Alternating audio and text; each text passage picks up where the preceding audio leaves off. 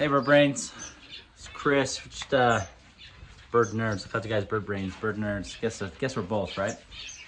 Just bringing you a quick video. Just here feeding the birds this morning. Wanted to get you guys just an updated progress on where we're at. I've got several birds breeding. We've already got babies around. We've got baby canaries. We've got baby parrot finches. Possibly baby star finches. I'm hearing some peeps. I'm hoping it's from them. I'm not.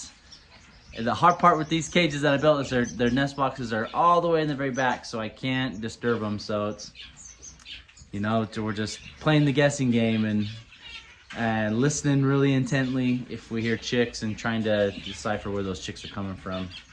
I've got orange breast wax or orange cheek waxbills that are nesting. They've built a nest. I'm hoping the female's laying. She's looking pretty heavy.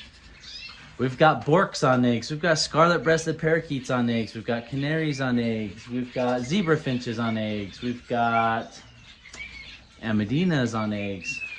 Shaft tails on eggs. So almost all the birds are on eggs that I want. So, and my plum heads right there, the female is getting very interested in the nest boxes that I've put up there. She's starting to chew and kind of rearrange things in the nest box. She's got some mating behaviors to the male, which is great.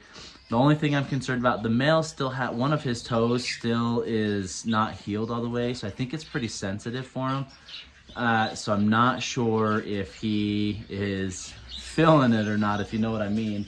She is for sure. She's showing all the signs, so I'm hoping that he'll come around and maybe we can get some baby plum heads this year, which would be fantastic. Really excited about that. So let's flip the camera around. I probably, you know, the parrot finches, I'm trying to keep them not disturb them as much, I guess is what I'm trying to say. So we probably won't show the chicks in this video, but the next video once they get a little bit bigger. I peeked in there yesterday.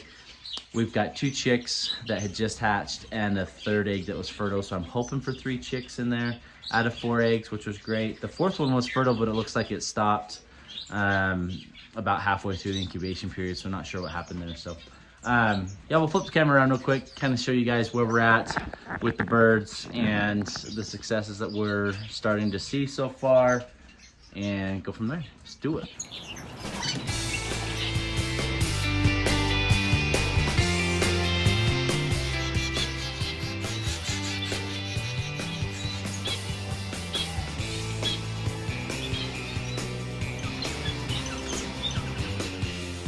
Hi, bro.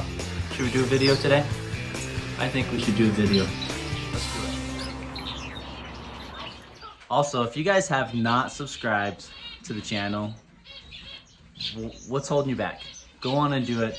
We've got so many different types of finches, canaries, small hookbills. I even have my large hookbill, my macaw, my blue and gold macaw candy now, which she's come around so much. I'm excited to throw some more videos out there for you guys. So if you're watching this for the first time, if you have any kind of, even if the bird that you have is not in my collection, the chances are that I've probably had it, especially if it's a finch or a canary or something like that. I've had a ton of birds throughout my lifetime. I've got really good experience breeding them, taking care of them, housing them, etc. So subscribe to the channel right now. Click that button. Click.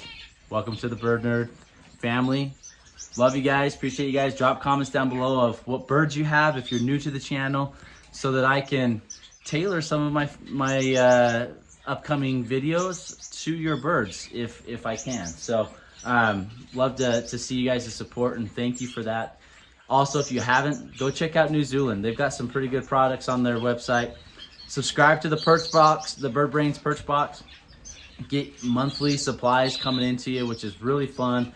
They've got everything from nesting materials, enrichment activities, food, medications, you name it. And they're constantly adding to their website. So go on up on there weekly, check out their items. Subscribe to the perch box. You won't regret it. It's really fun. It's awesome. I think I've got one of my perch boxes up there. Still has a few items in there that I'm slowly bringing out to the birds as they see fit and as they need it. And so really excited for that. So go subscribe to the channel. You guys won't regret it. Appreciate it. Welcome to the family. All right, let's get going. Okay, so I've got my pair of parrot finches up here. They have the 2 chicks and hopefully the 3rd one that probably should have hatched today, actually. You can see I've got my male there. My male is pied. My female is, she is normal. Pied is dominant, so the chicks most likely will have pied genetics and will visibly show pied. The interesting with parrot finches is they, at each year as they molt more and more pied into their bodies. So kind of interesting there. And depending on the genetics as well, I mean, you could have babies that come out showing heavier pieds than others, and some that show very little, and then each year as they molt, more and more show up. So it's kind of interesting there. So this male, he's young. This is his 2nd year. You can see he does not have a ton of pied on him if he'll jump into the camera. These guys are so active. They do not settle down. Maybe I'll try and get some better footage of you guys to see there, but he doesn't have a ton of pied on him, but as he molts year to year, more and more are showing up. We've got a trio down here. So I put a pair in there originally. Turned out both of them were females. So I introduced a male, so now we have a trio. He is building the nest like crazy. I put in handfuls of coconut fiber, and by the end of the day, it's gone. You can see I just put some more in today. It's kind of hard to see through the wire, but so hoping for some egg production here pretty soon with these guys. And we'll see how it goes with the trio. I did try a trio about 1.5 years ago, and it didn't work out as much as I wanted it to. So we're gonna try it one more time, and if they can make it work. The problem is they would lay the eggs, incubate them, and then the females were off, and so the female then would try to relay her eggs, and they would like try to redo the nest. So they basically would like lay eggs, sit for about 1.5 weeks, and then redo everything. And I don't know if that's the male trying to redo everything so that he can breed the 2nd female. I'm not 100% sure. We're gonna try it. If it doesn't work out this first round, I'll pull out one of the females. But you can see that was my male, Colin, right there. And he is he is pied. All of my males have some pied in it, and then I have one female there that is normal. The other female must be in the nest box, so she most likely is probably laying eggs or incubating on them. So what do I feed these guys when I'm breeding them? Great question. And I'm gonna bring you over here to my big mess because I did just get done feeding the birds this morning. So let me show you what I'm currently feeding my parrot finches, my star finches, my orange cheek waxbills, a lot of my smaller, harder to breed finches. Let me show you what I've got going on here. I do have some liquid calcium. So this is like a powder Calcium that I put into their water. You can get this on New Zealand. Go check it out. I actually really like this. You got to make sure you follow the directions so you don't overdose them, right? But this is a great option to put calcium in their water, especially during breeding season, for your females to have good egg production, good healthy bones, have the calcium that they need to produce that. So that is one thing that I do put in their water, and I increase that during breeding season daily. I've got my egg food, got a piece of cocoa fiber in there. My egg food, it varies, but it consists of hard-boiled eggs, blended carrots. I do a veggie mix. It's kind of a garden salad mix, which is romaine, arugula, chard. I mean, it's got a good variety of different dark green leaves, which is all great. And then I'll mix in, like a couple days ago, I chopped up some really fine, small pieces of pepper and small pieces of apple that I blended in there with it. Other days, I'll have broccoli that I'll blend into it, and celery leaves and things like that. So I try to vary this as much as I can. Anything that's your dark green leaved or your dark colored leaves or vegetables typically are good. If you got finches, you got to make sure you blend it up really small like this. If you got larger hookbills like Candy, my blue and gold macaw, I give her similar stuff but a little bit larger in chunks. I do rotate through some brown and wild rice that I'll cook ahead of time, quinoa, Every once in a while, some pasta. The birds like pasta. It's not necessarily the greatest form, but it draws them to this. And then I blend that up small, all in here. So it does give them a little bit of grains outside of their seed mix. So some things I add in there. I've got soaked seed. This is, or sprouted seed. You can see that it has started to sprout. This is really important for the starfinches. My starfinches will go to town on this, and I found last year that this was kind of my deciding factor, my critical missing piece for when they had really young chicks in the nest. This is what helped them to feed them in those first few days. So some sprouted seed. Now I get my sprouted seed mix, or my germination mix is what it's called, from Paradise Aviary. So Rancel, he's down in Florida. Great dude. He's got some awesome birds, got a great channel, and he's got some good products there. So I definitely would recommend getting some of that there. We're trying to get some of this onto New Zealand, but it's not there yet. But great option there. And then the last piece, live food. So I do have some mealworms. These guys are getting a little bit big, but my Parrot finches and my Amadinas, this is really important in their diet, especially breeding season. This is what triggers them to breed, and this is what triggers them to feed their babies when they have them in the nest. So I've got some mealworms here. I've got some waxworms here. I give them a mixed, varied diet. You can do fruitless or wingless fruit flies. You can do really, really small baby crickets. There's different options out there. If you're in, you know, Africa, Australia, you can do termites, termite larvae, things like that, that the birds enjoy as far as insects go. But that is something very important that I feed my Parrot finches, my Amadina finches, my star finches, and this year now my orange cheek waxbills, to help them have successful breeding seasons and to trigger them to feed their babies. That's the key, right? We got to trigger them to feed their babies and feel like they've got enough resources to feed them. Up here, you can see I've got a pair of yellow-bodied red-faced starfinches and a pair of orange cheek waxbills. That little circular nest in the middle, that is my orange cheek waxbills. They've built a nice little dome nest inside there. And then on top of that right nest box is my starfinch nest. They built their own nest up there. She is currently sitting on eggs. My orange cheek waxbills are about done building that nest, it appears. And I'm hoping that maybe we can get some egg production in there from them. And maybe some chicks. I don't know. We'll see. This is my first time breeding orange cheek waxbills. I know they're a little bit more sensitive when it comes to live foods and things like that.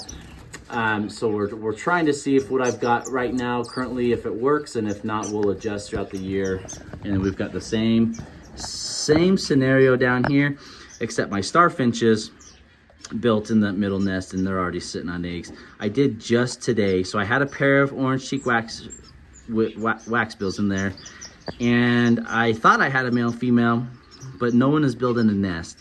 And I know I had one extra male for sure because he's been singing up a storm. He's been all by himself. I just introduced him today. So we're gonna see if he sparks anything as far as breeding goes. You can see my female star. She's pretty heavy. She may still be laying eggs. But anyway, so hopefully we'll see if that works out. So we've got another pair of stars down there. I had mentioned my plum heads, my female. She is definitely interested in breeding. I'm gonna open this carefully. Nope, and they're gonna fly up. But so we've got a nest box here that I put in, a nice tall nest box, which is more of what they like. I put a little entrance on the side so I can peek in there. I did leave this one in there because she had shown some interest in it. And I've got a little nest box there. She actually is chewing that one up like crazy and taking some of the parts into there. I do have some small wood chips and things in there for her to chew around and adjust the nest as she wants or pleases. But right now she is just kind of playing around. I need the male to get up to par. I think she's asking for it, and the male is saying I'm not quite ready. Like I said, it's mostly I think due to he's got one toe on his foot that came already injured when I first had him, and it's not healed all the way, and you can tell it's really sensitive. And I think that's playing a factor in his willingness to breed. But we'll see. We'll hopefully we'll get some results and some success there. My button quail came out. Come on, guys. Go back in. Let's go. Come on. Every time I open the door, they take every opportunity to come out. Thankfully, they are really easy to go back in. Go on. Go on. You just want to make sure you don't squish their toes when you do that. Okay, we've got our canaries. I've shown you guys these babies. Let's see if you can see up there. Not sure if you saw that, but we got all 4 of the chicks in there. All 4 of them are doing wonderful. Their nest is starting to get pretty dirty. The chicks are getting big. So about another 1 to 2 days, and I actually am going to take that nest down. We're going to pull the babies out. We'll probably ban them. I just have split bands, and then we're going to clean out that nest box, the nest basket, redo it so it's nice and healthy and clean for them. Put them back in there, and then in about another week, I'm going to introduce my second nest, and the female will start building and preparing to lay her second clutch while the male finishes weaning these guys. So kind of some overlapping dual activity there. I've got my other female red factor canary in here. She has built a nest. It's not a very good nest, but every time I've introduced a male, she's chased them away. She does not like the males, so not sure what to do there. trying to help with the males. And then I did throw in, I had this Amadina pair out here. They were with my plum heads, and I just put them in here. I think the plum heads were, the plum heads were not aggressive towards them, but they kept messing with the nest box that I had put with them, and so I decided to move them here. We do have another second pair here that I just put together. I'm not going to keep them in this cage, but I wanted them to pair up, so I put them here. And then I'm going to eventually, if these guys don't work out, I'm going to move them up here. Or if vice versa, if they don't work out, I'm going to move them down here. My canary, she's sitting on eggs. She's doing a great job. Got my male in there with her coming over here. We did introduce nest boxes into here, and my lady Goulians, my blue-faced parrot finches, and my shaft tails have been going absolutely crazy. I decided to be kind to Mikey because he likes to chew up on these nest boxes. He wants to nest and breed, but obviously I don't have a mate for him. So I gave him a nest box this year, and it's kept him entertained, and he likes to sit in it and chew on it. You can see kind of around the entrance, he's already started to chew around it. Say hi, Mike. Come here. Oh, he's my buddy.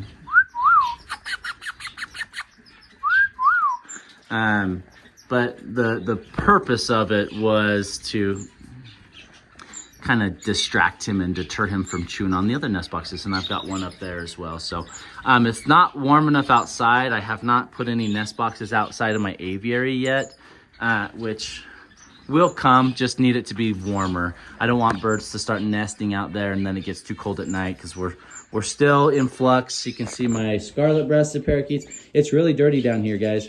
And the main reason for that is because I have some pretty sensitive birds breeding, and I didn't want to disturb them by cleaning the cages out. So you get to deal with the dirtiness, and it is what it is.